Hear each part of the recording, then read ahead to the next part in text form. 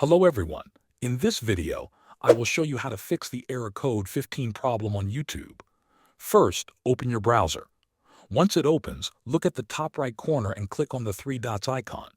From the menu that appears, click on Settings.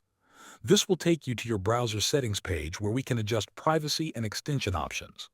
Now, on the left side of the screen, you will see several options.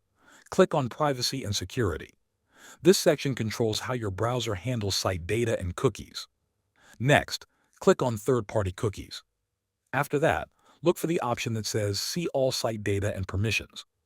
Click on it to open a list of websites that have stored data in your browser. In the search bar, type YouTube.